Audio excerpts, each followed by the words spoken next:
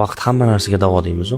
Haqiqatan ham vaqt hamma narsaga davo ekan. Eng zo'r dori vaqt ekan. Inson ba'zi kunlarni o'tmaydi deb o'ylaydi, lekin bilmaydiki o'sha o'tmaydi degan kunni ertasida yashab yurgan bo'ladi. O'tmaydi degan haftalarini keyingisida yashab yurgan bo'ladi. Haqiqatan ham bu kunlar emas, bu g'amlar emas, bu muammolar emas, bu hafta, bu oylar, bu yillar emas, bir umr o'tib ketadi. Hamma narsa o'tib ketadi hayotda. O'tmaydi, mana shuni qolib ketaman deb o'ylaydi, lekin bir ko'zini ochib yumadiki, hamma narsa esdan chiqib ketadi. Yaqin insonlar beganaga aylanadi. Begona bo'lgan insonlar atrofiga yig'ilgan bo'ladi. Shunaqa hayot. Vaqt hamma narsaga davo. Sabr qilishni bilish kerak odam. Hamma narsa o'tib ketadi. Kechani eng qorong'u payti ertalabga yaqin payt. Qiyinchilik kuchayib ketgan, sizga nisbatan adolatsizlik, zulmlar kuchayib ketgan paytda yorug' kunlar kelishiga ozgina qolgan bo'ladi. Zulm ustamlar kuchayib ketgan paytda yaxshi kunlarga ozgina qolgan bo'ladi. Doim shunaqa bo'lib kelgan o'zi. Qiyinchiliklar kuchayib ketdimi, demak ozgina qoldi osonchilik keladi. Osonchilikka yaqin paytda qiyinchilik kuchayadi. Nurga yaqin paytda zulmat kuchayib ketadi. Lekin baribir o'tadi.